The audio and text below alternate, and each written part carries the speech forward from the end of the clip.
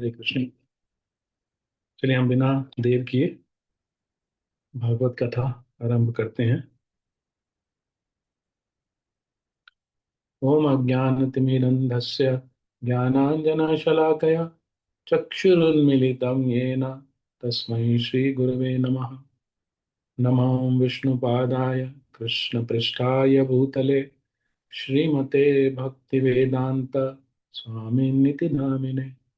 नमस्ते सारस्वते देवे गौरवाणी प्रचारिणे निर्विशेष शून्यवादी पाश्चात्य देश तारिणे। हे कृष्ण करुणा सिंधो दीनबंधो जगतपते गोपेश गोपिका कांत राधा कांत नमोस्तुते। तप्त कांचन गौरांगी राधे वृंदावनेश्वरी वृषभानुसुते देवी प्रणमामि हरिप्रिये। नीलाचल निवासाय नित्याय परमात्मने बलभद्र सुभद्राभ्याम जगन्नाथाय ते नमः। वाञ्छाकल्पतरुभ्यश्च कृपा सिन्धुभ्य एव च पतितानां पावनेभ्यो वैष्णवेभ्यो नमो नमः। जय श्री कृष्ण चैतन्य प्रभु नित्यानंद श्री अद्वैत गदाधर श्रीवासादि गौर भक्त वृंद। हरे कृष्ण कृष्ण कृष्ण हरे हरे हरे राम राम राम हरे हरे। हरे कृष्ण। आप सबका फिर से एक बार हार्दिक स्वागत है साप्ताहिक भागवत चर्चा में। पिछले 2 सप्ताह से हम नहीं जुड़ पा रहे हैं, इन्हीं कारणवश मैं दूसरी सेवाओं में व्यस्त हो गया था, तो नहीं आपके साथ कथा कर पाए। तो आज हम तीसरे स्कंद के 25वें अध्याय पर चर्चा करेंगे। इस अध्याय का शीर्षक है ग्लोरीज ऑफ डिवोशनल सर्विस, यानी भक्ति की महिमा, भगवान की भक्ति की महिमा। ये इस अध्याय का शीर्षक दिया है श्रील प्रभुपाद जी ने। तो जहां तक कथा की बात है, अभी तक हम सुन रहे थे कि कर्दम मुनि, जो कि एक अ, वन में रहने वाले एक ऋषि हैं, उन्होंने कठोर तपस्या करके, साधना करके भगवान विष्णु को प्रसन्न किया। क्योंकि ये सतयुग था, तो इस समय तपस्या से ही भगवान को प्राप्त किया जाता था, जंगल में जाके कठोर तपस्या करके। तो भगवान प्रकट हुए। भगवान उनकी तपस्या को देखकर उन्होंने, भगवान के आंसू गिरने लगे। वहां पर एक झील बन गई। वहां पर एक झील बन गई जिसका नाम हुआ बिंदु सरोवर। हरे कृष्णा। तो उस झील का नाम हुआ बिंदु सरोवर। और भगवान ने वहां पर बताया अम, कर्दम मुनि को, जो तपस्या कर रहे थे, बहुत शीघ्र ही मैं आपके परिवार में पुत्र के रूप में जन्म लूंगा। और बहुत शीघ्र ही एक राजा अपनी पुत्री के साथ आपके कुटिया में पधारेंगे और अपनी पुत्री विवाह प्रस्ताव में आपको दान देंगे, तो आप स्वीकार कर लीजिएगा। तो इस प्रकार ये जो राजा थे स्वयंभू मनु थे, और स्वयंभू मनु की पुत्री देवहूति, उनका विवाह कर्दम मुनि से हो गया। उनकी 9 कन्याएं हुई। 9 कन्याओं का विवाह 9 ऋषियों से हो गया। और इसके बाद कर्दम मुनि अपना घर छोड़कर वानप्रस्थ संन्यास लेने के लिए जंगल में जा रहे थे। तो हमने देखा था कि जब ऐसा हुआ तो उनकी पत्नी देवहूति विलाप करने लगी कि मेरे पति आध्यात्मिक रूप से इतने उन्नत थे, लेकिन उनकी संगति का मैंने कोई लाभ नहीं उठाया। है ना। इतने इतने बड़े विद्वान थे, इतने बड़े भक्त थे, लेकिन उनकी संगति का मैंने कोई लाभ नहीं उठाया। तो यहाँ तक हमने देखा था। और कर्दम मुनि को प्रार्थना करते हैं कि कुछ समय और रुक जाएं, अभी ना जाएं। तो उसके बाद क्या होता है, हम आगे का अध्याय अब देखते हैं। यहाँ से श्लोक आरंभ होते हैं।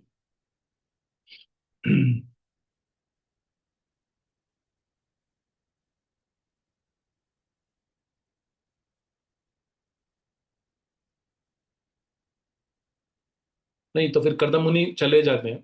कर्दम मुनि चले जाते हैं देवहूति को एक पुत्र प्रदान करके, जो कि स्वयं भगवान का अवतार है कपिल मुनि। 24वें अध्याय में ये देखा था हमने, बताना भूल गया था हमें। तो 24वां अध्याय में ये भी आता है कि कर्दम मुनि और देवहूति का एक पुत्र भी होता है जिनका नाम था कपिल। तो अब ये 25वें अध्याय पर हम आते हैं। 25वें अध्याय का शीर्षक है भक्ति योग की महिमा। और ये जो पूरा 25वां अध्याय है, इसमें हम अधिकतर देखेंगे कि जो भगवान कपिल देव हैं,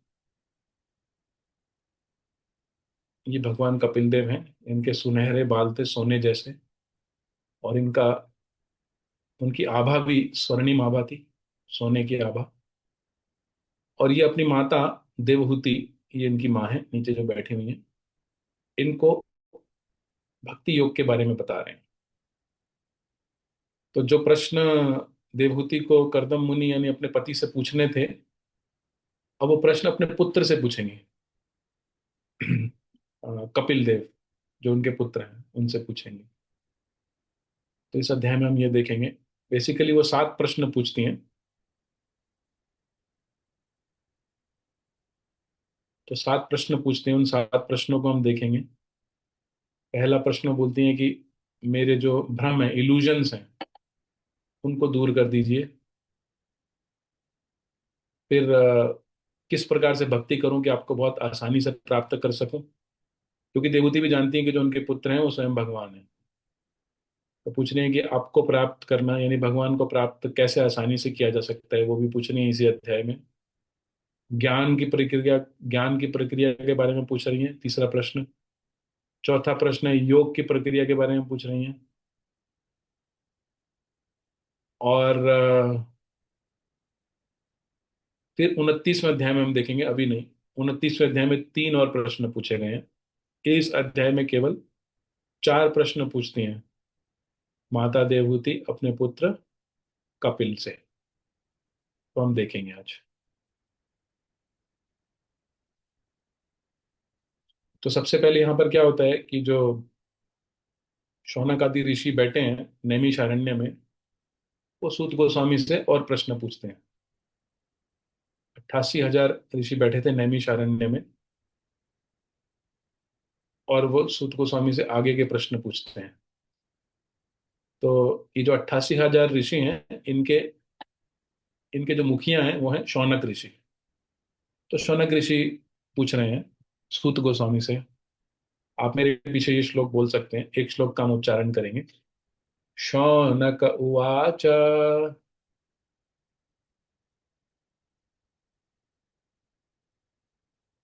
कपिलस्तत्त्वसंख्याता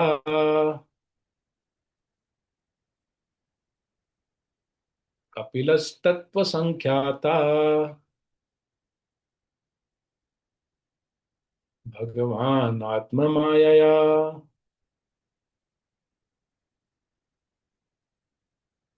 भगवान् आत्ममायया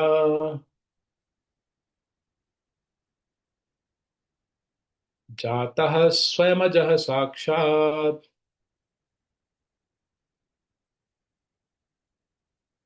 जातः स्वयमजः साक्षात्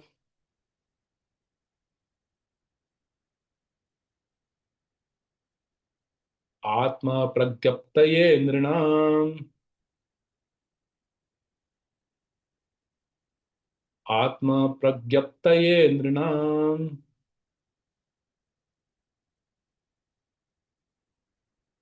ओके।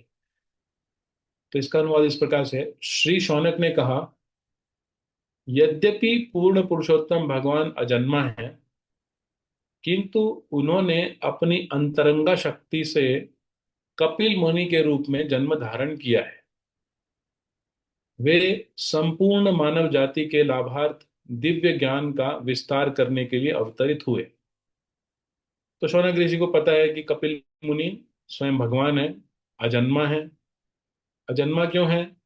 क्योंकि अगर आप अपने इतिहास को देखें कि मैं कोई हूं, तो मेरे पिता से मेरा जन्म हुआ, मेरे पिता का जन्म उनके पिता से हुआ, मेरे पिता के पिता का जन्म उनके पिता से हुआ। तो इस प्रकार आप चलते जाएं चलते जाएं चलते जाएं, अंत में कहाँ पहुंचेंगे? भगवान पर पहुंचेंगे, कृष्ण पर पहुंचेंगे। लेकिन कृष्ण का जन्म कहाँ से हुआ, कोई नहीं बता सकता। कृष्ण से ही सब आए हैं, इसलिए भगवान को अजन्मा कहते हैं। उनसे सबका जन्म हुआ है, लेकिन उनका किसी से जन्म नहीं हुआ। लेकिन आप कहेंगे कल तो रामनवमी है, राम का जन्म हुआ था कौशल्या के, कौशल्या और दशरथ महाराज के घर में।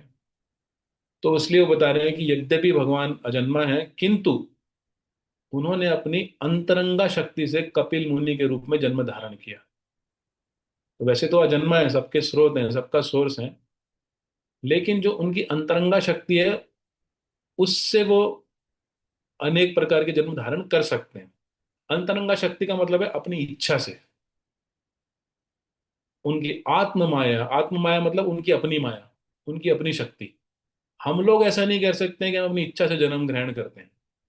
अगर ऐसा, अगर हमें अगर ऐसा विकल्प मिले, ऐसा ऑप्शन मिले कि अपनी इच्छा से जन्म ग्रहण करो, तो सब लोग मुकेश अंबानी के घर पे पैदा होना चाहेंगे, है कि नहीं? सब लोग चाहेंगे कि सब मुकेश अंबानी के घर पे जन्म हो। लेकिन हम लोग ऐसा नहीं है, हम लोगों को जो माता पिता मिलते हैं हमारे कर्मों के अनुसार हमें स्वीकार करने पड़ते हैं। किंतु भगवान के केस में ऐसा नहीं है। भगवान ने पहले ही करदम मुनि को बता दिया कि मैं आपके घर में जन्म लेना चाहता हूं, क्योंकि आप मेरे महान भक्त हैं। और अपनी शक्ति से, अपनी इच्छा से भगवान ने करदम मुनि के घर पे कपिल के रूप में जन्म धारण किया। और भगवान क्यों जन्म लेते हैं? वो तो पूर्ण पुरुषोत्तम है, उनको किसी से कुछ नहीं चाहिए। वो इसलिए जन्म लेते हैं ताकि आत्म प्रज्ञप्तये निर्णाम, यानी कि संपूर्ण मानव जाति के लाभार्थ दिव्य ज्ञान का विस्तार करने के लिए, तो दूसरों के भले के लिए अवतरित होते हैं बस। प्रभुपाद जी बताते हैं, जेल में इतने सारे कैदी होते हैं, कैदियों के ऊपर सारे नियम कानून लागू होते हैं। इतने बजे उठना है, इतने बजे नहाना है, इतने बजे अटेंडेंस देना है, इतने बजे पत्थर तोड़ने जाना है, इतने बजे वापस आ जाना है, इतने बजे खाना होगा। सब उनके लिए निर्धारित होता है, सारे नियम उन पर लागू होते हैं। लेकिन जो जेलर है, वो जेल में अपनी इच्छा से आता है, कभी भी आ सकता है, कभी भी जा सकता है। जेलर के ऊपर जेल के नियम लागू नहीं होते हैं, अपनी इच्छा से। तो ऐसे भगवान, जहाँ पे आत्म माया का मतलब है अपनी इच्छा से, अपनी अंतरंगा शक्ति से भगवान प्रकट होते हैं, अवतरित होते हैं। तो भगवान के जन्म में और हमारे जन्म में ये अंतर है। आगे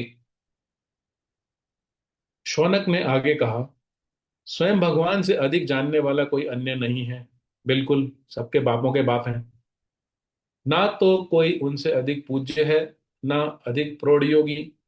अतः वे वेदों के स्वामी हैं, और उनके विषय में सुनते रहना इंद्रियों को सदैव वास्तविक आनंद प्रदान करने वाला है।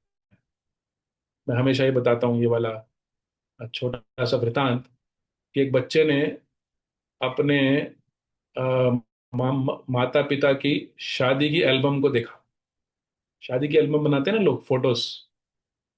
तो उसमें उसने बहुत अच्छे से ध्यान से देखा, और देखने के बाद रोने लगा। तो उसके पापा ने पूछा, बेटा रो क्यों रहे हो? कहते, पापा आपने शादी करा ली, मुझे बुलाया ही नहीं। मैं तो इसमें कहीं पे भी नहीं हूँ, पूरी एल्बम में मैं तो कहीं पर आया ही नहीं। तो कहने का अर्थ यह है कि उस बच्चे को उतना ही पता लग सकता है जितना उसके माता पिता उसको बताएंगे। शादी से पहले तो उसका जन्म भी नहीं हुआ था, तो उसको कुछ पता नहीं शादी के पहले क्या था। जितना उसके माता पिता उसको बताएंगे उतना वो समझ सकता है। इसका अर्थ यह है कि माता पिता को बच्चे से अधिक ज्ञान है ना, बच्चे से अधिक जानते हैं वो। और जो स्वयं भगवान है, जो सबके पिताओं के भी पिताओं के भी पिताओं के भी पिता है, उनसे अधिक तो जानने वाला कोई है ही नहीं।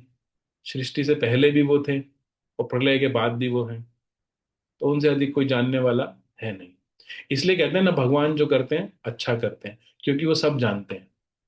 हम जो थोड़ा बहुत जानते हैं, हम जैसे मान लीजिए कोई 25 साल का है, तो उसको पिछले 15-20 साल की बातें याद होंगी, बस उतना ही जानता होगा, उससे पहले का वो नहीं जानता है। लेकिन भगवान हमारा पूरा इतिहास जानते हैं, इस जन्म का भी, इस और इसके पहले वाले सभी जन्मों का भी सब जानते हैं भगवान। इसलिए भगवान जो करते हैं हमारे साथ अच्छा ही करते हैं। तो वो कह रहे हैं कि भगवान वेदों के स्वामी हैं और उनके बारे में हमें सुनना चाहिए। इसलिए वो प्रश्न पूछ रहे हैं आगे। अतः कृपया उन भगवान के समस्त कार्यकलापों एवं लीलाओं का संक्षेप में वर्णन करें, जो स्वतंत्र हैं और अपनी अंतरंगा शक्ति से इन कार्यकलापों को संपन्न करते हैं। अब यहाँ पे फिर से अंतरंगा शक्ति आ गया। अंतरंगा शक्ति का मतलब है अपनी इच्छा से, स्वेच्छा से। उनको कुछ करना नहीं पड़ता है, सिर्फ आनंद के लिए करते हैं। ऐसा नहीं कि उनको रामचंद्र को अवतरित होना पड़ा रावण को मारने के लिए। रावण के तो हृदय में विराजमान है वो, वहीं से मेन स्विच ऑफ कर देंगे, खट, रावण को हृदयाघात हो जाएगा, हार्ट अटैक आ जाएगा, रावण वहीं मर जाएगा। तो रावण को मारने के लिए भगवान अवतरित नहीं होते हैं, बल्कि अपने शुद्ध भक्त जैसे कि दशरथ महाराज, कौशल्या, हनुमान जी, उनके साथ प्रेम का आदान प्रदान करने के लिए भगवान अवतरित होते हैं। तो इसलिए वो अपनी इच्छा से अपने भक्तों से प्रेममय संबंधों में, प्रेममय संबंधों को दर्शाने के लिए, प्रेम का आदान प्रदान करने के लिए अवतरित होते हैं। और ये भी भगवत गीता में बताया गया है कि कोई भी भगवान की लीलाओं और कार्यकलापों को सुनता है, उसका हृदय शुद्ध हो जाता है, उसके पाप कर्म नष्ट हो जाते हैं। तो शौनक ऋषि ने प्रश्न पूछा, सूत गोस्वामी उत्तर देते हैं। श्री सूत गोस्वामी ने कहा, परम शक्तिमान ऋषि मैत्रेय व्यासदेव के मित्र थे। ठीक है, ये दो ऋषि हैं, मैत्रेय और व्यासदेव, दोनों मित्र थे। दिव्य ज्ञान के विषय में विदुर की जिज्ञासा से प्रोत्साहित एवं प्रसन्न होकर मैत्रेय ने इस प्रकार कहा। तो विदुर जी, हम सब जानते हैं कि विदुर जी यमराज हैं। यमराज ने छुट्टी पे आए हुए हैं। भगवान के शुद्ध भक्त हैं यमराज जी। उनकी जो सेवा है, पापियों को नरक में भेजना, वो उनको अच्छी नहीं लगती है। किसी भी शुद्ध भक्त को दूसरों को दंड देना अच्छा नहीं लगता है। अगर किसी को दंड देना अच्छा लगता है ना, तो वो भक्त नहीं है। दूसरों को दुखी देखकर भक्त को अच्छा नहीं लगना चाहिए। तो विदुर जी को भी अच्छा नहीं लगता है कि पापियों को दंड दिया जाए, लेकिन देना पड़ता है, प्रकृति का नियम है, ये उनकी सेवा है। तो उससे थोड़ा छुट्टी लेकर वो विदुर जी के रूप में आए हुए हैं भगवान की कथा सुनने के लिए। और उनकी इतनी सारी जिज्ञासाएं, इतने सारे प्रश्न हैं कि वो उनके गुरु तुल्य, उनके गुरु तुल्य मैत्रेय मुनि के सामने प्रश्नों को प्रस्तुत करते हैं। तो क्या कह रहे हैं? हाँ, जो उनके प्रश्न थे वो तो पिछले अध्याय में आ गए थे। उन्होंने ये कहा था कि आप हमें और बताइए कपिल मुनि के बारे में। तो मैत्रेय मुनि यहाँ पर विदुर जी को बता रहे हैं।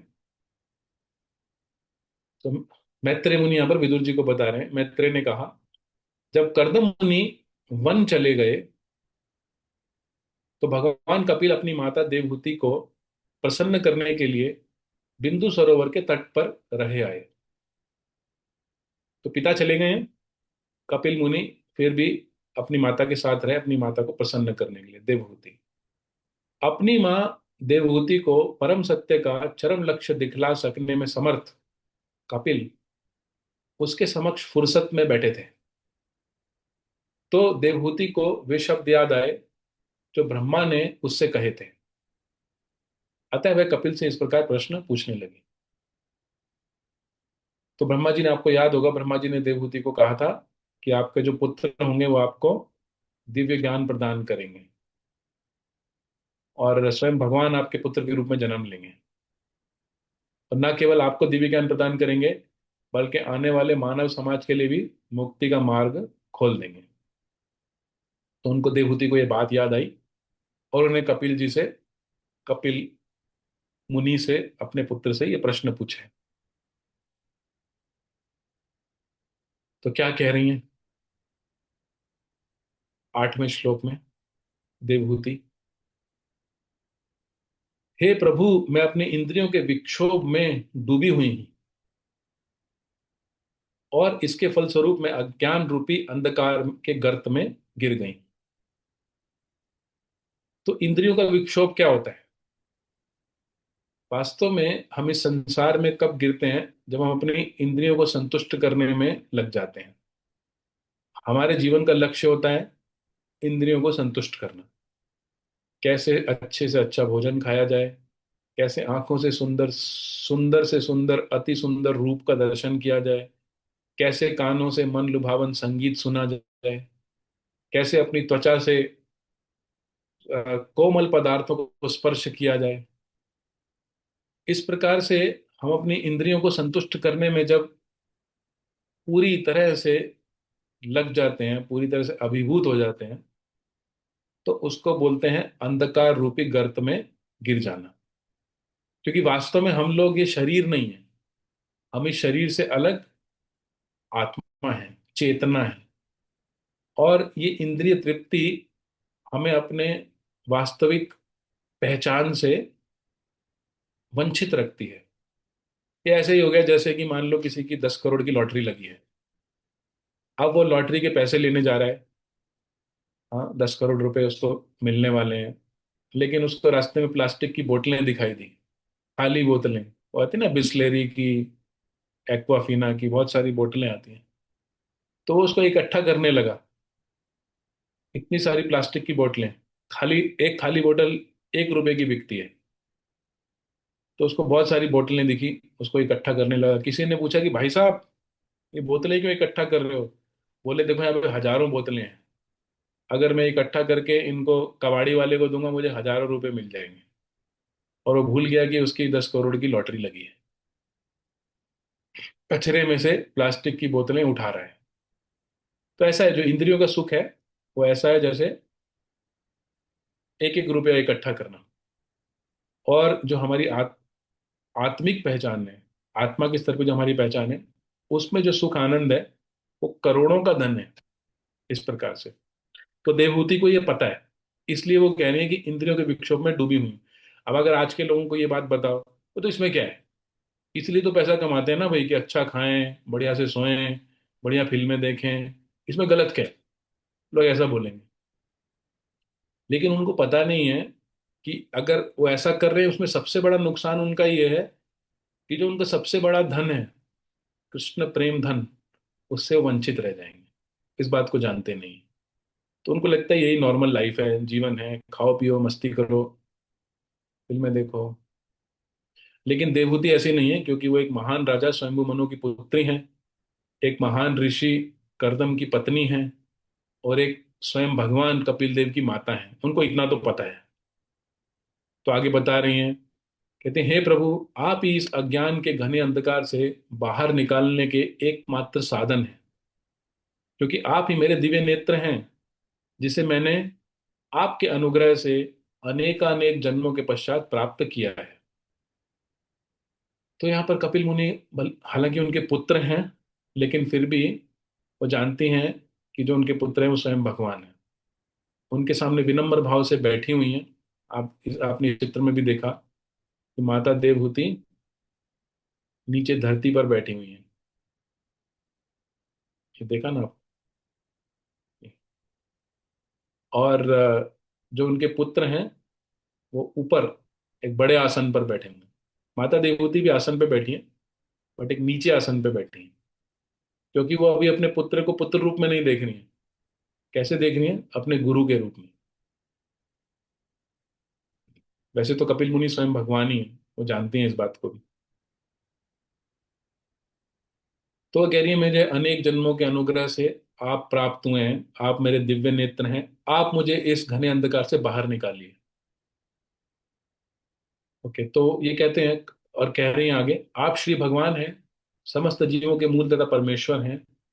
आप ब्रह्मांड के अज्ञान रूपी अंधकार को दूर करने के लिए, सूर्य की किरणें विस्तारित करने के लिए उदित हुए हैं। हे प्रभु, अब प्रसन्न हो और मेरे महामोह को दूर करें। अहंकार के कारण मैं आपकी माया में व्यस्त रही, और मैंने अपने आप को शरीर रूप में तथा फलस्वरूप शारीरिक संबंधों के रूप में पहचाना। गुरुपा जी यहाँ पर तात्पर्य में भी बता रहे हैं कि हम लोग ये शरीर नहीं है, लेकिन अज्ञान, अज्ञानता के कारण, मोह के कारण हम अपना पूरा जीवन बिता देते हैं शारीरिक संबंधों में, अपने से शरीर से अपने आप की पहचान करते हुए हम सारा जीवन अंधकार में बिता देते हैं, माया में, माया मोह में बिता देते हैं। वास्तव में हमारी सही पहचान वो नहीं है। आगे वो कहती हैं, मैंने आपके चरण कमलों की शरण ग्रहण की है, क्योंकि आप ही एकमात्र व्यक्ति हैं जिनकी शरण ग्रहण की जा सकती है। आप वह कुल्हाड़ी हैं जिससे संसार रूपी वृक्ष काटा जा सकता है। अतः मैं आपको नमस्कार करती हूँ, क्योंकि समस्त योगियों में आप महानतम हैं। मैं आपसे पुरुष तथा स्त्री और आत्मा तथा पदार्थ के संबंध के विषय में जानना चाहती हूँ। तो ये भी उनका एक निवेदन है। 11वें श्लोक में हमने देखा था, ये जो पूरा चार्ट देखा था कि वो क्या क्या प्रश्न पूछ रही हैं, एक बार मैं फिर से दिखा देता हूँ आपको।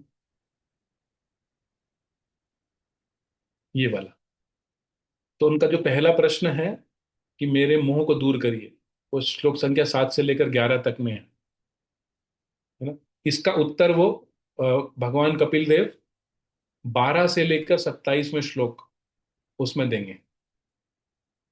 फिर ये दूसरा प्रश्न 28वें श्लोक में पूछ रही है, इसी अध्याय के, और इसका उत्तर कपिल देव श्लोक संख्या 31 से लेकर 44 इसी अध्याय के इसमें देंगे। और वो जो तीसरा प्रश्न पूछेंगे उसका उत्तर अगले अध्याय में आता है, 26वें और 27वें अध्याय में। तो पहला उनका प्रश्न ये है कि मैं मोह में फंस गई हूँ, अपने आप को शरीर मान के आपकी माया में फंस गई हूँ, इससे मुझे निकालिए। आप ही मुझे दिव्य ज्ञान प्रदान कर सकते हैं, आप ही मुझे मार्ग दिखा सकते हैं। मैं आपको नमस्कार करती हूँ।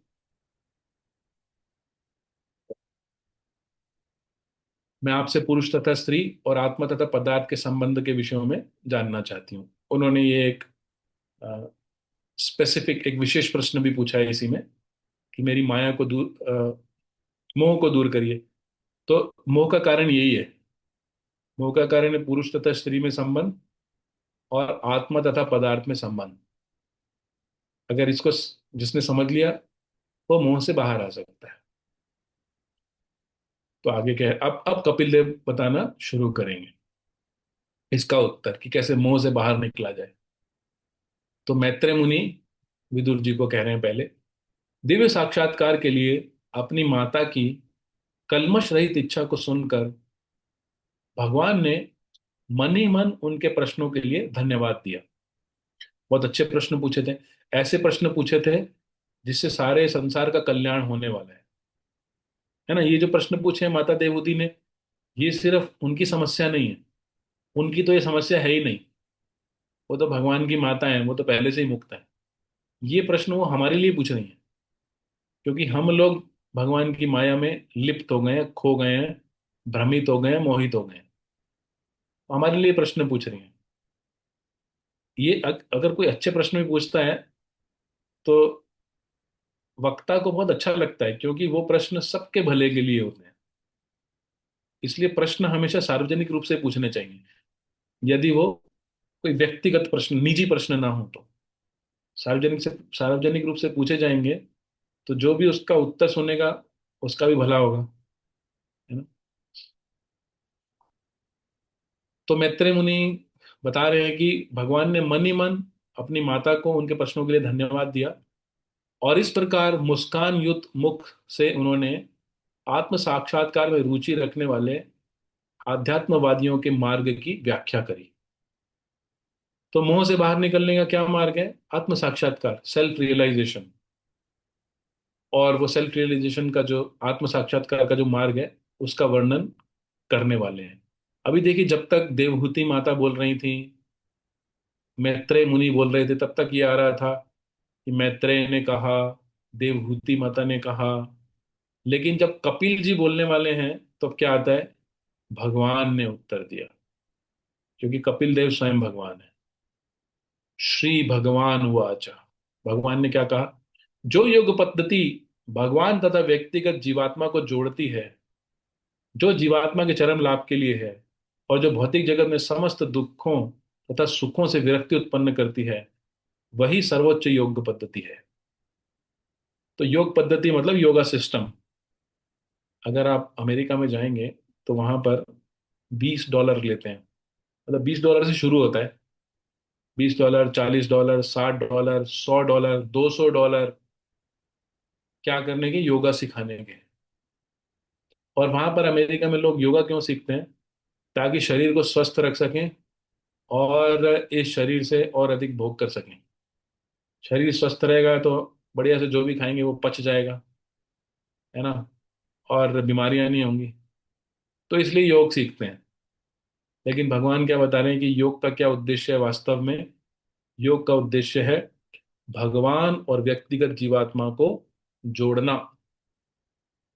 कह रहे हैं ना, जो योग पद्धति भगवान तथा व्यक्तिगत जीवात्मा को जोड़ती है, और जो जीवात्मा के चरम लाभ के लिए है। इससे जीवात्मा को ही सबसे बड़ा लाभ होने वाला है भगवान से जुड़ने से। अगर कोई मुकेश अंबानी से संबंध बना ले, तो मुकेश अंबानी को कोई फायदा नहीं होने वाला है। जिसका मुकेश अंबानी से संबंध बना उसको फायदा होने वाला है, राइट? तो इसी प्रकार से भगवान जो सभी ऐश्वर्यों के स्वामी हैं, उनसे जुड़ने से जीवात्मा को ही परम लाभ होता है। यही सर्वोच्च योग पद्धति है। तो योग का और कोई दूसरा उद्देश्य नहीं है। योग का उद्देश्य ये नहीं है कि हम शरीर को स्वस्थ रखें, बढ़िया से खाए पिए, मस्ती करें, जीवन में मजा करें। योग का उद्देश्य है वो तो वैसा हो गया जैसे प्लास्टिक की बोतलें उठा के कबाड़ी को बेच के आना। एक एक रुपया एक एक बोतल का मिलता है। लेकिन यदि हम भगवान से अपने संबंध को जोड़ना सीख जाए, तो हमारी करोड़ों की लॉटरी लग गई। फिर हमें एक एक बोतल उठाकर कबाड़ी वाले को देने की आवश्यकता नहीं है। इतना है। तो आगे बताया गया है, हे परम पवित्र माता। भगवान कपिल देव अपनी माँ को कह रहे हैं, अब मैं आपको वही प्राचीन योग पद्धति समझाऊंगा जिसे मैंने पहले महान ऋषियों को समझाया था। यही हर प्रकार से उपयोगी तथा व्यावहारिक है। तो कौन सी योग पद्धति बताने वाले हैं? वो कहने की मैं कुछ नया नहीं बताने वाला हूँ। वही है जो मैंने पहले महान ऋषियों को बताया था, वही आपको समझाने वाला हूँ। और ये हर प्रकार से उपयोगी है, यूजफुल है, और प्रैक्टिकल भी है, व्यावहारिक भी है। भगवत गीता में भी भगवान इस योग के बारे में बताते हैं। राज विद्या राजगुह्यम पवित्रमिदम उत्तमम प्रत्यक्षवागमम धर्म्यम सुसुखम कर्तुम अव्ययम। वहां पर ही भगवान बताते हैं कि ये जो भक्ति योग है, ये सबसे प्रैक्टिकल है। सुसुखम कर्तुम अव्ययम, इसको सुखी पूर्वक किया जा सकता है, सुख पूर्वक किया जा सकता है। और परम लाभकारी है, परम उपयोगी है। तो वही जो कृष्ण ने, ये कृष्ण ही है, कपिल देव भी भगवान कृष्ण ही है। जो कृष्ण ने सूर्य देव विवस्वान को बताया था 250 करोड़ साल पहले, वही कपिल देव भी अपनी माता को बता रहे हैं। और फिर वही भगवान कृष्ण अर्जुन को 5,000 वर्ष पहले बता कर गए। और वही शिला प्रभुपाद जी ने हमें 50 साल पहले बताया। वही है। इसका मतलब जो आपको मिल रहा है वो ऑथेंटिक है, गोल्ड है, 24 कैरेट गोल्ड। तो आगे वो बता रहे हैं कि जीवात्मा की चेतना जिस अवस्था में प्रकृति के 3 गुणों द्वारा आकृष्ट होती है, वह बद्ध जीवन कहलाती है। किंतु जब वही चेतना श्री भगवान के प्रति आसक्त होती है, तो मनुष्य मोक्ष की चेतना में स्थित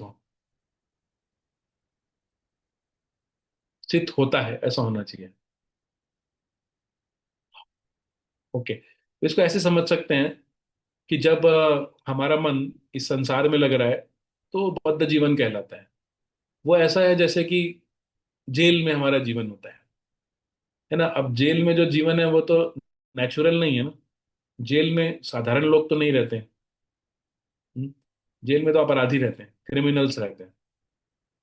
तो जब तक हमारा मन इस संसार के वस्तुओं में लगा है, उसके प्रति आकृष्ट हो रहा है, आकर्षित हो रहा है, अट्रैक्ट हो रहा है, तो बद्ध जीवन है, मतलब बंधा हुआ जीवन है वो, मुक्त जीवन नहीं है। जब हमारा मन भगवान की ओर जा रहा है, भगवान से आसक्त हो रहा है, भगवान के नाम रूप गुण लीला, तब मनुष्य मुक्ति के मार्ग पे चल रहा है, मोक्ष के मार्ग पे चल रहा है, बंधन से मुक्तियां पा रहा है। अब ये क्या बंधन है? बंधन, अ, 3 गुण है ये। भगवत गीता में भगवान बताते हैं, देवी एषा गुणमयी मम माया दुरत्यया ममेव ये प्रपद्यन्ते माया में ताम तरन्ति ते। भगवान कह रहे हैं भगवत गीता में कि जो गुण है, तीन गुण, गुण का मतलब रस्सी भी होता है, तीन प्रकार की रस्सियां, जिससे माया देवी, मम माया दुरत्य है, जिससे माया देवी हमें बांध बांध देती है और हमें नचाती है। माया का क्या काम है? माया क्या है? माया देवी भगवान की जो माया है, वो एक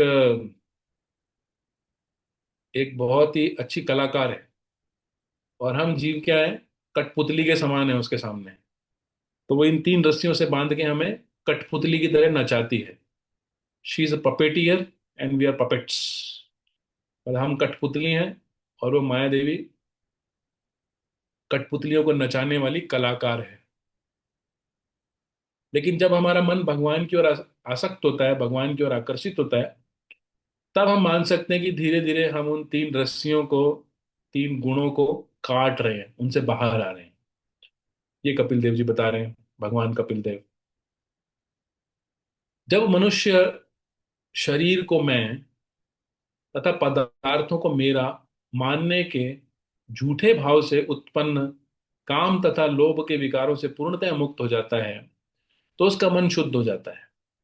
वह विशुद्ध अवस्था में, उस विशुद्ध अवस्था में वह तथाकथित भौतिक सुख तथा दुख की अवस्था को लांघ जाता है। तो ये सब जो हमारा सुख और दुख है, ये भी हमारी गलत पहचान के कारण ही है। जब जब हम अपने आप को शरीर मानते हैं, भक्ति विनोद ठाकुर एक गीत में बोलते हैं, केनो सुख दुख भय अहम तमम तमोय। ये जो हमारा सुख और दुख है, ये अहमता और ममता के कारण है। अहमता मतलब मैं ये शरीर हूं, ममता मतलब इस संसार की वस्तुएं मेरी हैं। ये झूठे भाव के कारण ही शारीरिक स्तर पे सुख और दुख अनुभव होता है हमें। दोनों ही झूठा है। ना तो मैं ये शरीर हूं, ना इस संसार की वस्तुएं मेरी हैं। मैं शरीर नहीं हूं, मैं भगवान का अंश हूं, आत्मा हूं। और ना संसार की वस्तुएं मेरी, सारी संसार की वस्तुएं कृष्ण की हैं। तो दोनों ही की बुनियाद झूठी है। इसलिए जो संसार में सुख दुख हो रहा है, वो भी झूठा ही है। उसी के आधार पर सुख दुख हो रहा है। जब इस प्रकार के झूठे भाव और विकारों से जब मुक्त हो जाते हैं, तो उसको बोलते हैं शुद्ध आत्मा, मुक्त आत्मा। उसको ऐसा कहा जाता है, कपिल देव ऐसा कह रहे हैं। जब वो व्यक्ति मुक्त हो जाता है, उसका मन अहमता और ममता से बाहर आ जाता है, तो भगवान कपिल देव कह रहे हैं, उस समय जीव अपने आप को संसार से परे, सदैव स्वयं प्रकाशित, अखंडित एवं सूक्ष्म सूक्ष्म आकार में देख सकता है। तब वो समझ सकता है कि मैं भगवान का अंश हूं, कि मैं परमेश्वर का अंश हूं। मेरा इस संसार से कुछ लेना देना नहीं है। हाँ, जैसे कि भागवतम में चौथे स्कंद में ही बताया गया है। वहां पे नारद जी बताते हैं, कहते हैं जैसे सूर्य होता है, सूर्य आकाश में। अब मान लो नीचे आपने मटकियां रख दी, आपने 100 मटकी रख दी, सब में पानी भरा हुआ है। तो आपको सब मटकी में सूर्य दिखाई देगा, मतलब उसका प्रतिबिंब दिखाई देगा, रिफ्लेक्शन। जब हवा चलेगी, तो जो मटकी में पानी है वो हिलेगा, और हिलने के कारण क्या होगा? जो उसका प्रतिबिंब है, सूर्य का जो प्रतिबिंब है, वो भी हिलेगा। तो ऐसा लगेगा सूर्य का प्रतिबिंब है वो डिस्टॉर्ट हो गया, यानी उसका आकार विकृत हो जाएगा, गोल नहीं दिखाई देगा। जब पानी हिल रहा है, तो सूर्य का आकार गोल नहीं दिखाई देगा ना पानी में, उसका प्रतिबिंब भी विकृत दिखाई देगा। तो वो पानी में सूर्य का प्रतिबिंब विकृत हो रहा है, लेकिन जो वास्तविक सूर्य है, जो ऊपर है, लाखों योजन ऊपर, वो वैसे का वैसा है। उसको कोई फर्क नहीं पड़ता, चाहे पानी, चाहे हवा चले या हवा ना चले। सूर्य बहुत दूर है, उसका जो रिफ्लेक्शन है, उसका जो प्रतिबिंब है, सिर्फ वो ही हिल रहा है, सिर्फ वही विकृत हो रहा है। ठीक इसी प्रकार से मोहवश आत्मा सुख दुख का अनुभव कर रही है। आत्मा का इस संसार से कुछ लेना देना नहीं है, वो इस संसार से कोसों दूर है। आत्मा का संबंध केवल भगवान से है, कृष्ण से है। लेकिन मोह के कारण उसको लगता है कि मेरा संबंध इस संसार से है। तो कपिल देव बोल रहे हैं कि ये अंतर है एक बद्ध जीव में और एक मुक्त जीव में। मुक्त जीव को पूरी तरह से ज्ञात है कि उसका संबंध भगवान कृष्ण से है।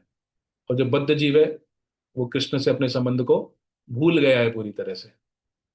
जनस्य कृष्णात् विमुखस्य देवात् अधर्मशीलस्य सुदुःखितस्य अनुग्रहाय यह चरन्ति नूनम भूतानि भव्यानि जनार्दनस्य। बाद में, नहीं, ये पहले श्लोक आ चुका है तीसरे स्कंद में। अ, विदुर जी मैत्रेय मुनि को कहते हैं कि जो लोग कृष्ण से विमुख हो गए हैं उनको कृष्ण से उनका संबंध याद दिलाने के लिए आप जैसे संत महात्मा संसार भर में विचरण करते हैं। आगे कपिल देव कहते हैं कि आत्म साक्षात्कार की उस अवस्था में मनुष्य ज्ञान तथा भक्ति के ज्ञान तथा भक्ति में त्याग के अभ्यास से प्रत्येक वस्तु को सही रूप में देख सकता है। वह इस संसार के प्रति अन्य मनसक हो जाता है और उस पर भौतिक प्रभाव अत्यल्प प्रबलता के साथ काम कर पाते हैं। तो बता रहे हैं कि जिसको आत्म साक्षात्कार जो आत्म साक्षात्कार की अवस्था में है, जो मुक्त जीव है, वो संसार की सब वस्तुओं को ठीक से देख पाता है, बाकी सब नहीं देख सकते हैं। हम्म? कैसे? कोई देख पाता है कि ये संसार किसका है, कृष्ण का है, तो वो सब पूरे संसार की सभी वस्तुओं को कृष्ण की सेवा में लगाता है। प्रभुपाद जी एक उदाहरण देते हैं कि गली में किसी का पर्स गिर गया, किसी का बटुआ गिर गया, तो सबसे पहले एक आदमी आया, उसने बोला अरे ये मेरा नहीं है, छोड़ो। वो वहीं पर ही छोड़ के चला गया। प्रभुपाद जी बोलते हैं ये है झूठा त्याग, फल्गु वैराग्य। मेरा नहीं है तो छोड़ के चले जाओ। दूसरा व्यक्ति आया, उसने देखा कि अरे पर्स गिरा हुआ है, इसमें तो बहुत सारे पैसे हैं। उसने दाएं देखा, बाएं देखा, और पर्स को उठा लिया। देखा उसमें तो बहुत सारे पैसे हैं, तो वो लेकर ही जा रहा था कि तभी किसी ने उसको देख लिया। तो जैसे ही उसने देखा, उसने पर्स को वहीं पे नीचे छोड़ दिया, भाग गया। तो वो कौन सा हो गया? ये हो गया, दूसरा व्यक्ति हो गया भोगी। वो सही से नहीं देख रहा है, उसकी दृष्टि में दोष है, क्योंकि वो दूसरे के धन को अपना समझ रहा है ना। जो तीसरा व्यक्ति था जिसने उसको देखा था, उसने फिर उस पर्स को उठाया और देखा कि उसमें बहुत सारा पैसा है, लेकिन उसके साथ साथ उसमें एक विजिटिंग कार्ड भी है जिसमें एक एड्रेस दिया हुआ है, एक फोन नंबर दिया हुआ है। तो उसने फोन लगाया, बोला भाई साहब आपका पर्स यहाँ पे गिर गया है, आप आकर ले जाइए। तो ये जो तीसरा व्यक्ति है क्या है? भक्त। क्योंकि भक्त को पता है कि जिसकी वो वस्तु है उसको वापस लौटा दो। इसी प्रकार से भक्त संसार की सभी वस्तुओं को, प्रत्येक वस्तु को सही रूप में देखता है, क्योंकि संसार में वास्तव में प्रत्येक वस्तु किसकी है? कृष्ण की है, और कृष्ण की सेवा में लगनी चाहिए। तो प्रभुपाद जी इस तरह के भक्त थे, आत्म साक्षात्कार की अवस्था को प्राप्त। प्रभुपाद जी सारे संसार की सभी वस्तुओं को भगवान की सेवा में लगाने में सक्षम थे। एक बार प्रभुपाद जी अमेरिका में गए, न्यूयॉर्क में, और खिड़की से बाहर देख रहे थे, एक बहुत बड़ा ट्रक जा रहा था। प्रभुपाद जी से उनके शिष्य ने पूछा कि प्रभुपाद जी आप क्या देख रहे हैं? प्रभुपाद जी ने बोला देखो इतना बड़ा ट्रक है, मुझे लगता है कि अगले साल रथ यात्रा में हम इसी ट्रक को जगन्नाथ जी का रथ बना सकते हैं। तो प्रभुपाद जी जहां भी दृष्टि डालते थे वो देखते थे कि कृष्ण की सेवा में उसको कैसे लगाया जाए, क्योंकि सब कुछ कृष्ण का ही है। और दूसरी ओर दूसरा व्यक्ति है जिसकी चेतना बद्ध है, वो ये देखता है इसकी संसार की वस्तु को किस तरह से हम शोषण कर सकें, उसका कैसे भोग कर सकें। आगे भगवान कपिल देव बोल रहे हैं किसी भी प्रकार का योगी जब तक भगवान की भक्ति में प्रवृत्त नहीं हो जाता, तब तक वह आत्म साक्षात्कार में पूर्णता नहीं प्राप्त कर सकता, क्योंकि भक्ति ही एकमात्र शुभ मार्ग है। तो ये उन्होंने प्रश्न पूछा था माता देवहूति ने कि आप बताइए कि सबसे कल्याणकारी मार्ग कौन सा है? तो यहाँ पर कपिल देव जी उत्तर दे, ना युज्य मानया भक्त्या भगवती अखिलात्मनि सदृशो अस्ति शिवा पांथा योगी नाम ब्रह्म सिद्धये। कहते हैं जब तक भक्ति मार्ग में व्यक्ति प्रविष्ट नहीं हो जाता है, तब तक वो आत्म साक्षात्कार की पूर्णता को प्राप्त नहीं कर सकता। तो इसका मतलब है कि भक्ति को छोड़कर भी दूसरे मार्ग हैं, ज्ञान मार्ग है, कर्म का मार्ग है, योग का मार्ग है। अष्टांग योग का मार्ग है। लेकिन पूर्ण आत्म साक्षात्कार प्राप्त करने के लिए केवल भक्ति से ही प्राप्त किया जा सकता है। क्यों? क्योंकि बोल रहे हैं कि भक्ति ही एकमात्र शुभ मार्ग है।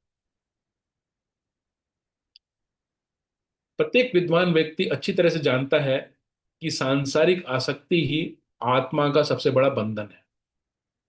किंतु वही आसक्ति, ये बहुत अच्छा श्लोक है, प्रसंगम अजरम पाशम आत्मन कवयो विदु सैव साधु सुकृतो मोक्ष द्वारम अपावृतम।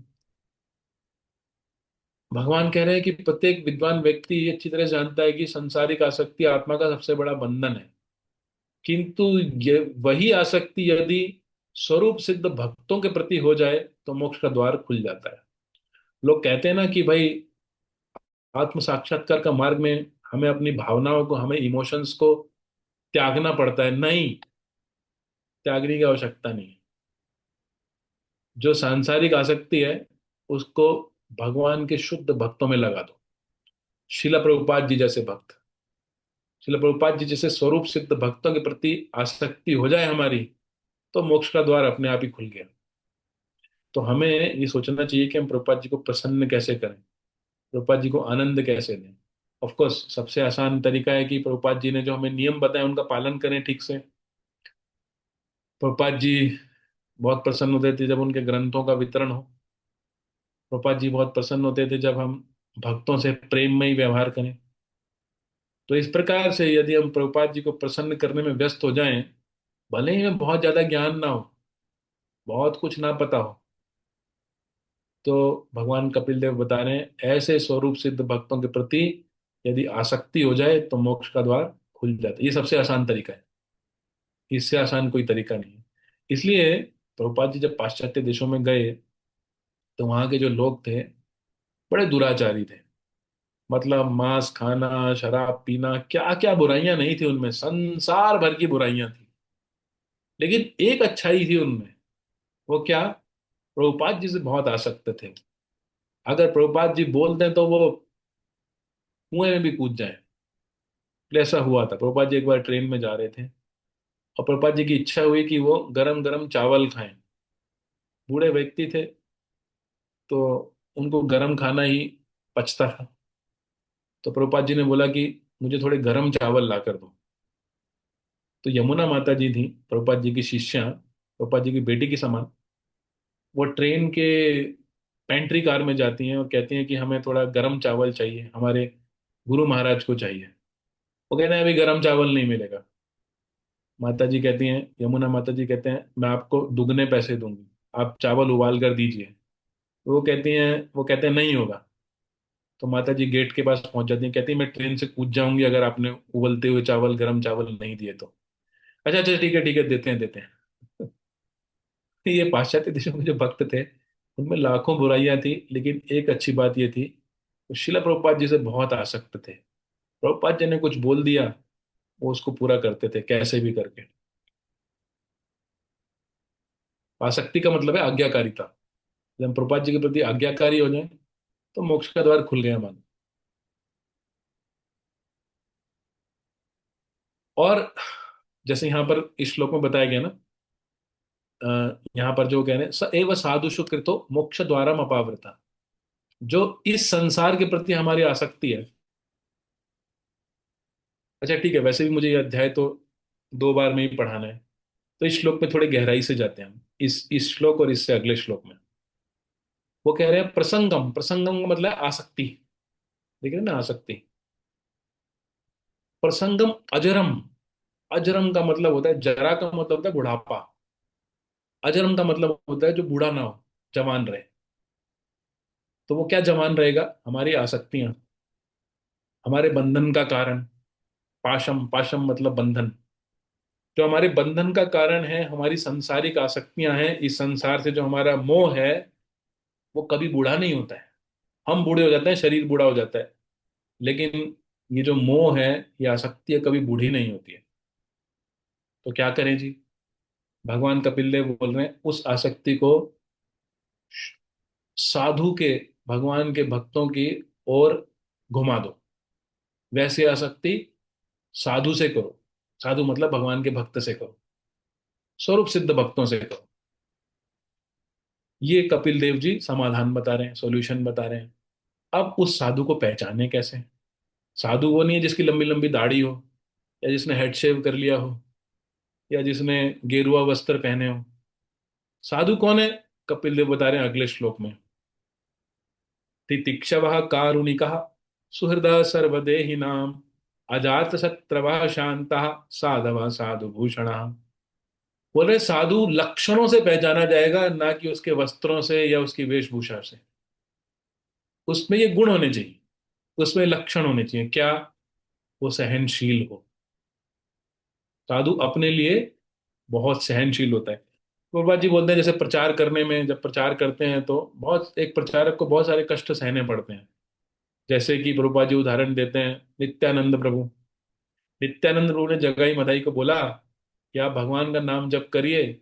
मधाई ने वो कुल्हड़ में, मिट्टी के कुल्हड़ में वो शराब पी रहा था, वो कुल्हड़ उठा के नित्यानंद प्रभु के माथे पे मार दिया।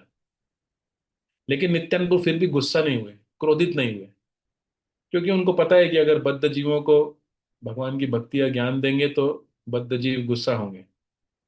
वो कहेंगे क्यों आप हमारे आराम को भंग कर रहे हो? हम तो इतना आराम से जीवन जी रहे हैं इंद्रिय तृप्ति करते हुए, आप उसको क्यों, उसमें बाधा क्यों पहुंचा रहे हो? इसलिए एक प्रचारक को सहनशील होना ही पड़ता है।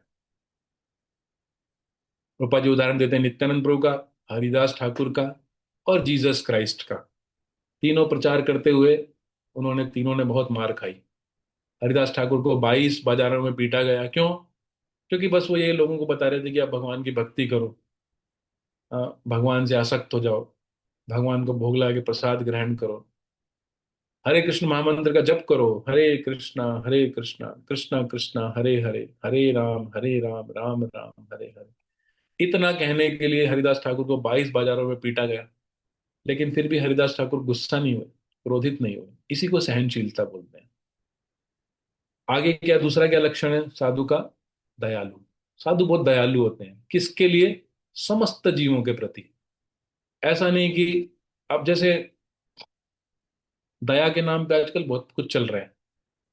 मैं नाम नहीं लेना चाहता, लेकिन कलकत्ता की एक बहुत प्रसिद्ध समाज सेवी थी, जो कि गरीबों का उद्धार करने के लिए जानी जाती थी। लेकिन वो अपने सुबह नाश्ते में मांस खाती थी, मुर्गे का, बकरे का। हाँ, तो उनकी दया सिर्फ मनुष्य समाज तक सीमित थी। उनको बकरे पर, मुर्गे पर, उन पर दया नहीं आती थी। उनको, उनका मांस वो खा सकती थी। लेकिन जो वास्तव में साधु है, वो समस्त जीवों पर दया करता है, समस्त जीवों पर दया भाव रखता है, केवल मनुष्यों पर नहीं रखता है। और क्या, अजात शत्रवा, उसका कोई शत्रु नहीं होता। तो हो सकता है कि अब आप भगवान की भक्ति में बारे में बताएंगे तो कुछ लोग तो शत्रु बनेंगे ही। भक्ति सिद्धांत सरस्वती ठाकुर शिला प्रभुपाद जी के गुरु, जब वो कोलकाता में प्रचार कर रहे थे भगवान की भक्ति का, बाग बाजार में उनका केंद्र था, तो वहां का पुलिस कमिश्नर आकर भक्ति सिद्धांत सरस्वती ठाकुर से कहता है कि आप यहाँ से चले जाइए। भक्ति सिद्धांत सरस्वती ठाकुर ने पूछा क्यों? बोले हमें 20,000 रुपये रिश्वत मिली आपको मारने के लिए। मतलब ये 1925, 1930 की बात है। उस समय 25,000 आज के 2 करोड़ रुपए हो गए। तो उनको उस समय रिश्वत मिली थी भक्ति सिद्धांत सरस्वती ठाकुर को मारने के लिए। क्यों? क्योंकि उन्होंने, जो झूठे साधु हैं, झोला छाप हैं, उनका धंधा बंद कर दिया था। इसलिए उनके बहुत सारे शत्रु हो गए थे, जो उनको अ, मारना चाहते थे। तो साधु किसी को शत्रु नहीं मानता है, लेकिन लोग उसके शत्रु बन जाते हैं क्योंकि वो सच बोलता है। वह शांत रहता है, शांत रहता है मतलब उसको थोड़ा प्रसाद मिल जाए, थोड़ा भक्तों का संग मिल जाए, बस इतना ही। उसको थोड़ी सी सोने की जगह मिल जाए, सोने की जगह मिल जाए, थोड़ा खाने को प्रसाद मिल जाए, और भक्तों के संग में हरि कथा हरि कीर्तन करके खुश रहता है वो। इसलिए शांत रहता है, उसको बहुत कुछ नहीं चाहिए, है ना। आगे क्या है उसका गुण? वह शास्त्रों का पालन करता है, और उसके सारे गुण अलौकिक होते हैं। इस प्रकार से हम साधु को पहचान सकते हैं। साधु का मतलब ये नहीं है कि वो गेरुआ वस्त्र पहनता है, सिर छिलवा लेता है, लंबी लंबी दाढ़ी रखता है, या नाक से पानी पीता है, या फिर पानी पे चल के दिखाता है, या हाथ से राख निकाल के दिखाता है, चमत्कार दिखाता है। नहीं नहीं, साधु के लक्षण ये हैं। कैसे पता? स्वयं भगवान कह रहे हैं। भगवान से हमें सीखना चाहिए साधु के क्या लक्षण होते हैं। ऐसे साधु से हमें आसक्त हो जाना चाहिए। ऐसे साधु से आसक्त हो गए तो मान लीजिए मोक्ष का द्वार खुल गया। भगवान ऐसा कह रहे हैं। आगे वो क्या बोल रहे हैं? ऐसा साधु अविचलित भाव से भगवान की कट्टर भक्ति करता है। मई अनन्येन भावेन भक्तिम कुर्वन्ति ये दृढ़ाम। दृढ़ भक्ति करता है। ऐसा नहीं कि सोमवार से लेकर शनिवार तक भक्ति करता है और रविवार मतलब संडे है, सोचता है चलो आज तो छुट्टी है, आज माला नहीं करेंगे। आज भक्ति नहीं करेंगे। नहीं, अविचलित भाव से। चाहे उसको डंडे मारे जाए, चाहे उसको माला पहनाई जाए, चाहे गाली दी जाए, चाहे ताली दी जाए, वो अविचलित होकर भगवान की कट्टर भक्ति करता है। भक्ति से उससे कोई, भक्ति मार्ग से उसको कोई हटा नहीं सकता है। अडिग, सुख में दुख में मान में अपमान में सब समय भगवान की भक्ति करता है। श्रील प्रभुपाद जी ऐसे संत हैं। प्रभुपाद जी कहते हैं कि भगवान ने मेरी 2 बार परीक्षा ली। एक बार तो मुझसे सब कुछ ले लिया। प्रभुपाद जी के पास खाने के भी पैसे नहीं थे, प्रभुपाद जी भूखे रहते थे। लेकिन उस समय भी प्रभुपाद जी ने भगवान के चरणों को नहीं छोड़ा, अपनी सेवा, अपनी अपनी भक्ति को जारी रखा। और दूसरी बार प्रभुपाद जी कहते हैं भगवान ने मेरी तब परीक्षा ली जब मुझे सब कुछ दे दिया। लाखों रुपए एक दिन में खर्च होते थे। प्रभुपाद जी सारी दुनिया में, दुनिया भर में घूम घूम के प्रचार कर रहे थे। हजारों सैकड़ों अमेरिकन यूरोपियन शिष्य जो उनके पास डॉलर्स के डॉलर्स लेकर आते थे। लेकिन प्रभुपाद जी ने उसमें से एक भी अपने निजी स्वार्थ के लिए एक पैसा भी उसमें नहीं लगाया। चाहते तो लगा सकते थे, लेकिन ये भगवान ने उनकी परीक्षा ली थी। जितना धन आता था, जितने संसाधन आते थे, प्रभुपाद जी सबको भगवान की सेवा में अविचलित भाव से लगाते रहते थे। ये प्रभुपाद जी की दृढ़ भक्ति है, अनन्य भावेन भक्ति है। भगवान के लिए वह संसार तथा अन्य समस्त संबंधी संबंधों तथा पारिवारिक संबंध तथा मैत्री का परित्याग कर देता है। और प्रभुपाद जी कहते हैं कि जो हमारा घर परिवार है उसे हमें भक्ति में बनाना चाहिए। कैसे? 4 बातें प्रभुपाद जी बताते हैं। पहला, प्रभुपाद जी बताते हैं कि हम घर में नियमित रूप से भगवान के नाम का जप करें, कीर्तन करें। हरे कृष्ण कृष्ण कृष्ण हरे हरे, हरे राम राम राम हरे हरे। दूसरा, प्रभुपाद जी बताते हैं कि जो भी खाएं भगवान को भोग लगाकर खाएं। तीसरा, प्रभुपाद जी बताते हैं कि घर में शास्त्रों के ऊपर कुछ चर्चा हो। चर्चा ना हो तो कम से कम हम गीता भागवत आदि पढ़ें, नियमित रूप से पढ़ें। और चौथा, प्रभुपाद जी बताते हैं कि हाँ, कुछ विग्रह की पूजा की जाए घर पे, आरती आदि, भगवान के विग्रह के लिए आरती आदि की जाए। प्रभुपाद जी बताते हैं ऐसा घर वृंदावन के ही समान है, पूजनीय है। और प्रभुपाद जी बोलते हैं यदि ऐसा घर ना हो तो ऐसे घर को त्याग देना चाहिए। और यहाँ पर भगवान भी यही बता रहे हैं। और ऐसे भक्तों के और लक्षण बता रहे हैं वो। मदाश्रया कथा मृष्टा शृण्वन्ति कथयन्ति च तपन्ति विविधास्तापा नैतनाम नैतान मदगत चेतसा। भगवान कपिल देव बता रहे निरंतर मेरे अर्थात पूर्ण पुरुषोत्तम भगवान के कीर्तन तथा श्रवण में संलग्न रहकर साधुगण किसी प्रकार का भौतिक कष्ट नहीं पाते, क्योंकि वे सदैव मेरी लीलाओं तथा कार्यकलापों के विचारों में ही निमग्न रहते हैं। ये बात बिल्कुल सही है। यदि हमारा मन भगवान के कीर्तन और श्रवण में लग जाता है, फिर हमें दुखों का अनुभव होता ही नहीं। जिसको एक बार हरे कृष्ण महामंत्र का जप करने में टेस्ट आने लगा, रुचि आने लगी, उसको कोई भौतिक दुख नहीं होगा। ये भगवान की भक्ति का एक बहुत बड़ा आशीर्वाद है कि अगर हमारा मन भगवान के श्रवण कीर्तन में लग गया, फिर कोई भौतिक कष्ट नहीं होता है। अभी मैं 2 महीने पहले वृंदावन में था। बस इसके बाद समाप्त करेंगे, आगे के श्लोकों को अगले बृहस्पतिवार को लेंगे। अभी मैं कुछ महीने पहले वृंदावन में था, 2 महीने पहले। तो मैं एक ऐसे ही संत से मिला। परम पूज्य भूरी जन प्रभु जी। तो उनको प्रोस्टेट कैंसर है और उनकी आयु 80 वर्ष की हो गई है, और उनको डॉक्टर्स ने बोला कि आप आराम करिए। लेकिन जब वो गिरिराज जी के सामने जाते हैं, गिरिराज जी का महिमा मंडन करते हैं, कीर्तन करते हैं, छोटे बच्चे की तरह वो नाचने लग जाते हैं। इतना आनंद आता है उनको, इतना आनंद आता है कि वो अपने आप को रोक ही नहीं पाते हैं। डॉक्टर्स उनको कहते हैं आप आराम करिए, बोलते हैं भक्तों की सेवा करना, वैष्णवों की सेवा करना, यही मेरे लिए आराम है। डॉक्टर्स ने बोला कि आपको कहीं ट्रैवल नहीं करना है, कहीं नहीं जाना है, लेकिन फिर भी वो प्रचार करने के लिए, हाँ, भगवान की भक्ति का प्रचार करने के लिए निकल जाते हैं। क्यों? क्योंकि उनको भौतिक कष्ट अनुभव ही नहीं होते हैं। क्यों? क्योंकि उनका मन भगवान के कीर्तन श्रवण में पूरी तरह से संलग्न हो गया है। वो भगवान की लीलाओं और कार्यकलापों में निमग्न रहते हैं। निमग्न मतलब उसमें खोए रहते हैं। इस प्रकार से भौतिक कष्ट क्लेशों से प्रभावित ही नहीं होते हैं। मैंने अपनी आंखों से ही देखा हूं। तो आज भी ऐसे संत इस्कॉन संस्था में भी पाए जाते हैं। शिला प्रभुपाद जी थे, बिल्कुल थे, और प्रभुपाद जी के बाद वही परंपरा आगे हम देख सकते हैं। ऐसे बहुत सारे साधु संत हैं इस्कॉन में भी, जिनका हम दर्शन कर सकते हैं।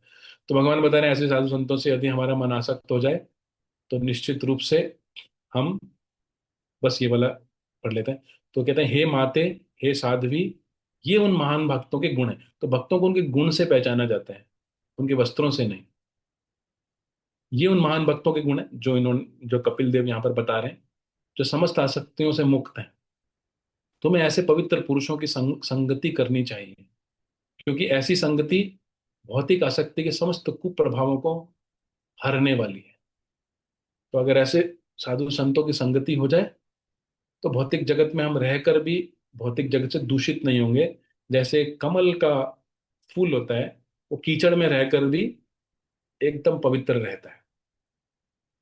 ये समाधान वो बता रहे हैं, कैसे अपने मोह को भंग कर सकते हैं ऐसे साधु संतों से आसक्त होकर। हरे कृष्णा कृष्ण कृष्ण हरे हरे, हरे राम राम राम हरे हरे।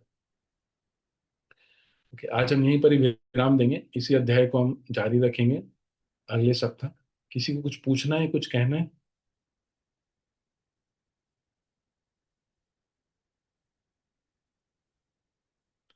ओके, जस्ट एक सेकेंड करता हूँ।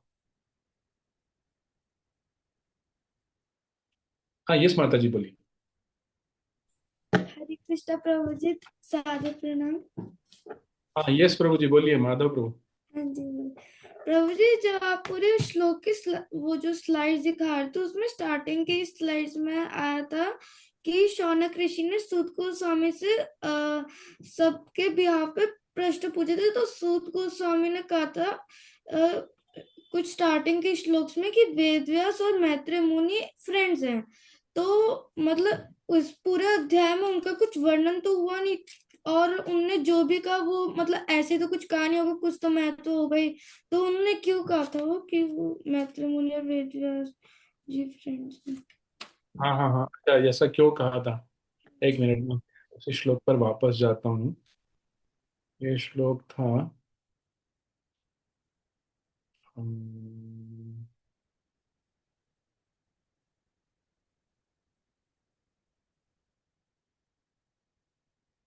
तीसरा या चौथा श्लोक था ना? हम्म,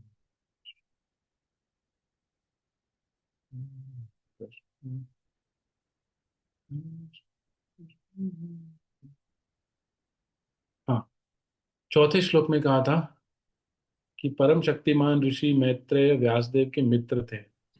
दिव्य ज्ञान के विषय में विदुर की जिज्ञासा से प्रोत्साहित एवं प्रसन्न होकर, अच्छा ठीक है, मैं समझ गया क्यों क्या था। तो यहाँ पे प्रभुपाद जी बता रहे हैं कि उन्होंने ऐसा कहा था क्योंकि जो मित्र होते हैं वो एक जैसी मानसिकता के होते हैं, है ना? Two friends have almost same likings, that's why they are friends. एक प्रकार की उनकी पसंद नापसंद होती है।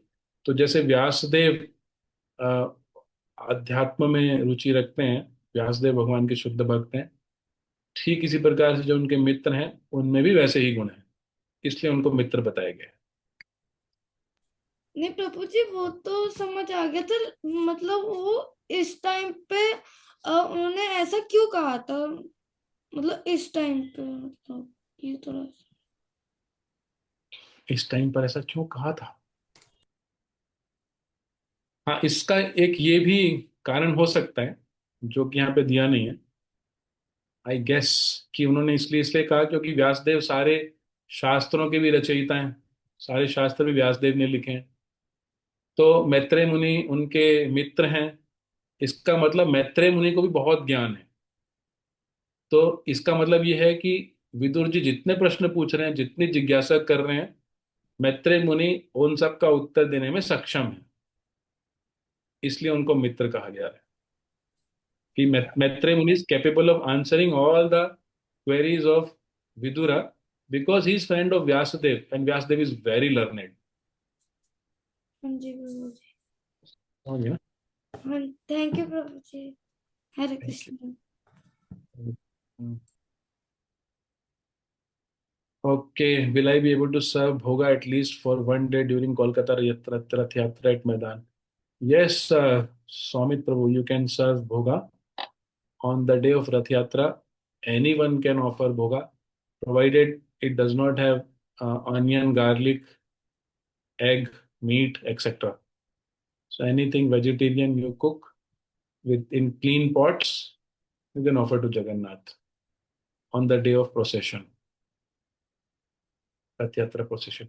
Yes, Mataji. प्रभु जी, मेरा एक प्रश्न है कि जो अजात शत्रु की यहाँ पर बात की गई है, जो साधु के गुण हैं, उसमें युधिष्ठिर जी को भी अजात शत्रु कहा जाता है।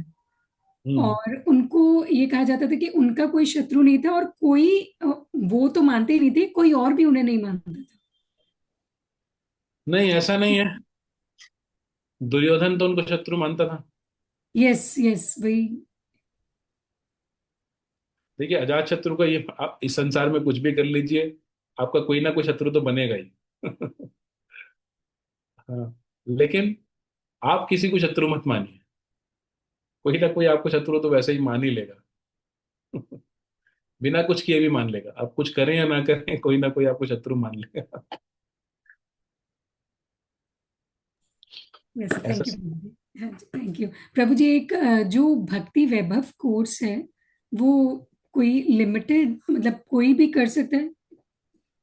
I mean. हाँ, हाँ माता जी, कोई भी कर सकता है जिसने भक्ति शास्त्री किया हो, कोई भी कर सकता है। लेकिन अभी यहाँ पर हमारे कोलकाता में इस पर अभी डिस्कशन चल रहा है। हालांकि हम लॉन्च करने वाले थे, लेकिन अभी तक फाइनल नहीं हुआ है। तो फाइनल होगा तो हम बता देंगे। तो जिन्होंने भक्ति शास्त्री किया है, वो कर सकते हैं भक्ति का।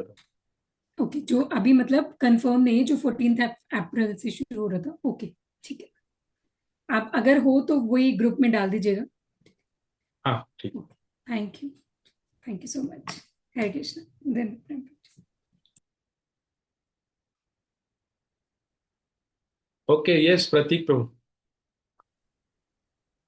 हरे कृष्णा प्रभु जी। तो आपने हरे अभी कहा था कि आप अभी वृंदावन में जहाँ गए थे, जो गुरु जी से आपने मिला, वो गिरिराज जी के यहाँ पे डांस वगैरह करते थे। तो ये गिरिराज जी एंड जो वृंदावन में वो जो बांके बिहारी का मंदिर है, ये दीज आर सेम और डिफरेंट? नहीं नहीं, जिनके बारे में मैंने बताया, परम पूज्य भूरिजन प्रभु जी, वहां पर एक गोवर्धन रिट्रीट सेंटर है, जीआरसी बोलते हैं उसको, गोवर्धन रिट्रीट सेंटर। वहां रहते हैं। अच्छा। वहां रहते हैं और वो पिछले लगभग 50, अभी 80 साल के हों। वो he is American by birth, but पिछले 50 साल से वो वृंदावन में ही रह रहे हैं। और वृंदावन से आते जाते हैं, संसार भर में प्रचार करते हैं, वो वृंदावन में ही आते हैं। उनका जो बेस है वो वहीं गोवर्धन में ही है। तो ये गिरिराज जी मतलब गोवर्धन में है? हाँ, गिरिराज मतलब Govardhan.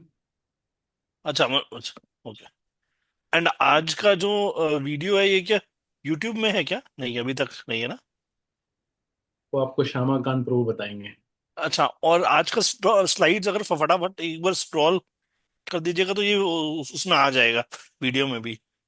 Yes, yes, why not? Just thank एक यू। second. हरे कृष्ण प्रभु जी, धन्यवाद। हरे कृष्ण. Count the slides.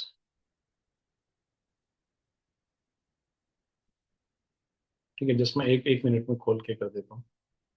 ये रहा. हरे कृष्ण कृष्ण कृष्ण हरे. तो ये फर्स्ट स्लाइड है, इसमें इसका कंटेंट्स भी दिए हुए हैं.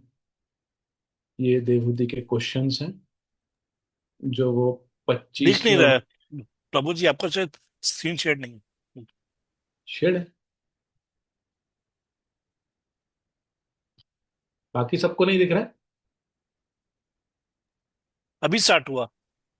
हाँ, तो ये है हमारा कंटेंट स्लाइड.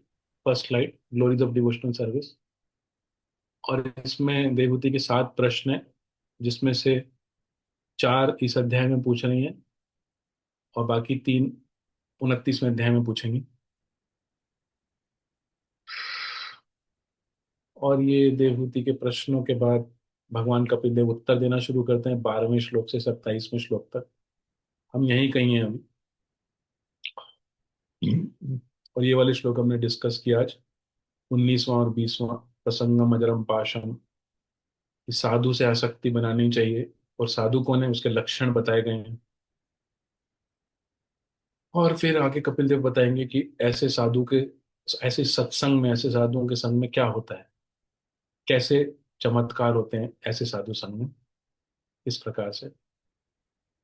और फिर देवहूति के आगे के प्रश्न है 28वें 29वें श्लोक में. 3 प्रश्न और हैं. और भगवान कपिल देव के उत्तर शुरू हो जाते हैं 31वें श्लोक से. इस प्रकार से 44 श्लोक इस अध्याय में हैं. हरे कृष्ण. ठीक है, तो आज के लिए यहीं पर ही विराम देते हैं. ग्रंथराज श्रीमद् भागवतम की जय. श्रील प्रभुपाद की जय.